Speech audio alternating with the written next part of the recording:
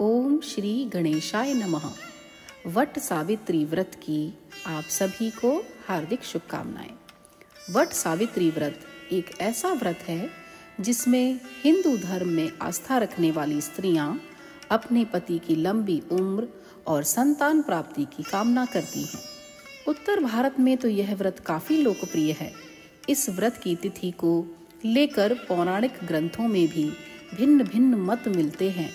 दरअसल इस व्रत को ज्येष्ठ माह की अमावस्या और इसी माह की पूर्णिमा को मनाया जाता है। एक ओर जहां निर्णयामृत के अनुसार वट सावित्री व्रत ज्येष्ठ मास की अमावस्या को किया जाता है, तो वहीं स्कंद पुराण एवं भविष्योत्तर पुराण इसे ज्येष्ठ माह की पूर्णिमा पर करने का निर्देश देते हैं। वट सावित्री पूर्णिमा व्रत दक्षिण भारत में किया जाता है, वहीं वट सावित्री अमावस्या व्रत उत्तर भारत में विशेष रूप से किया जाता है। आइए जानते हैं क्या है वट सावित्री व्रत की कथा और क्या है इस पर्व का महत्व। जैसा कि इसकी कथा से ही ज्ञात होता है कि यह पर्व हर परिस्थिति में अपने जीवन साथी का साथ देने का संदेश देता है। इससे ज्ञात होता है कि पतिव्रता स्त्री में इतनी ताकत होती है कि वह यमराज से भी अपने पति के प्राण वापस ला सकती है। वहीं सास ससुर की सेवा और पत्नी धर्म की सीख भी इसी पर्व से मिलती है। मान्यता है कि इस दिन सौभाग्यवती स्त्रियां अपने पति की लंबी आयु, स्वास्थ्य और उन्नति और संतान प्राप्ति के लिए यह व्रत रखती हैं। वट सावित्री व्रत की कथा। वट सावित्री व्रत की यह कथा सत्यवान और सावित्री के नाम से उत्तर भारत में विशेष रूप से प्रचलित है। कथा के अनुसार भद्र देश के एक राजा थे जिनका नाम अश्वपति था। भद्र देश के राजा अश्वपति के कोई संतान नहीं थी। उन्होंने संतान की प्राप्ति के लिए मंत्रोच्चारण के साथ प्रतिदिन 1,00,000 आहुतियां दी। 18 वर्षों तक यह क्रम जारी रहा। इसके बाद सावित्री देवी ने प्रकट होकर वर दिया कि हे राजन, तुझे एक तेजस्वी कन्या पैदा होगी। सावित्री देवी की कृपा से जन्म लेने के कारण से कन्या का नाम सावित्री रखा गया। कन्या बड़ी होकर बेहद रूपवान हुई। योग्य वर न मिलने की वजह से सावित्री के पिता दुखी थे।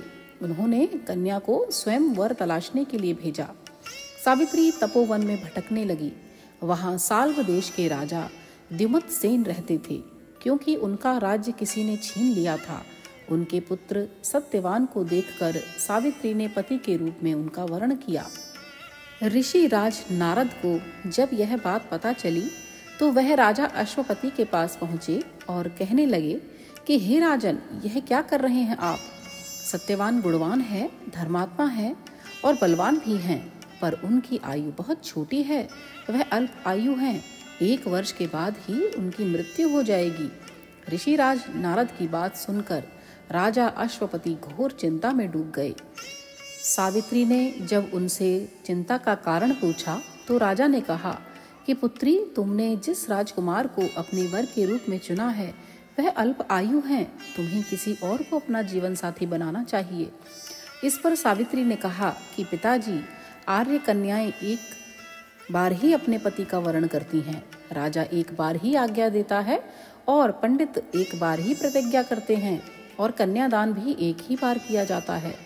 सावित्री हट करने लगी और बोली कि मैं सत्यवान से ही विवाह करूंगी।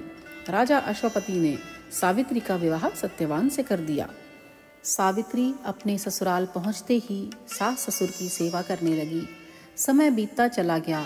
नारद मुनि ने सावित्री को पहले ही सत्यवान की मृत्यु के दिन के बारे में बता दिया था। वह दिन जैसे जैसे करीब आने लगा, सावित्री अधीर होने लगी। उन्होंने 3 दिन पहले से ही उपवास शुरू कर दिया। नारद मुनि द्वारा कथित निश्चित तिथि पर पितरों का पूजन किया। हर दिन की तरह सत्यवान उस दिन भी लकड़ी काटने जंगल चले गए। साथ में सावित्री भी गई। जंगल में पहुंचकर सत्यवान लकड़ी काटने के लिए एक पेड़ पर चढ़ गए। तभी उसके सिर में तेज दर्द होने लगा। दर्द से व्याकुल सत्यवान पेड़ से नीचे उतर गए। सावित्री अपना भविष्य समझ गई। सत्यवान के सिर को गोद में रखकर सावित्री सत्यवान का सिर सहलाने लगी।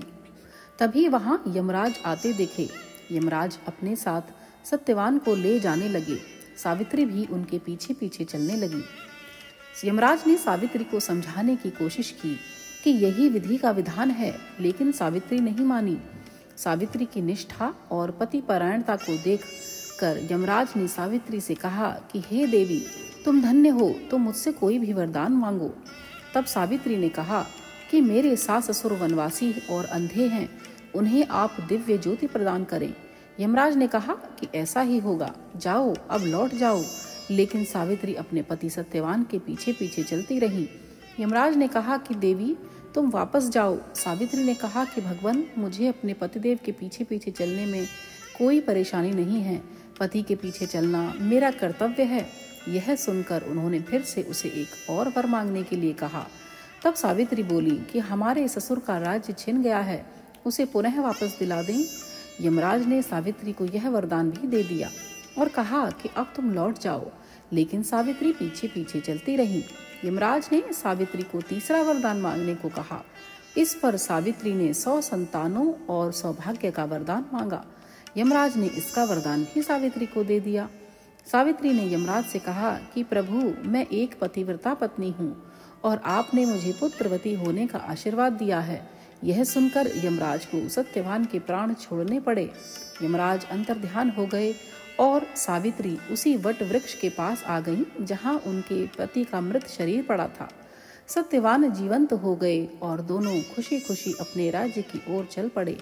दोनों जब घर पहुँचे तो देखा कि माता पिता को दिव्य ज्योति प्राप्त हो गई है। इस प्रकार सावित्री और सत्यवान चिरकाल तक राज्य का सुख भोगते रहे।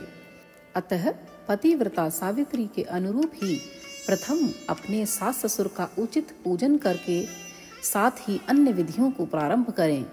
वट सावित्री व्रत करने और इस कथा को सुनने से उपवासक के वैवाहिक जीवन या जीवन साथी की आयु पर किसी प्रकार का कोई संकट आया भी हो तो वो टल जाता है।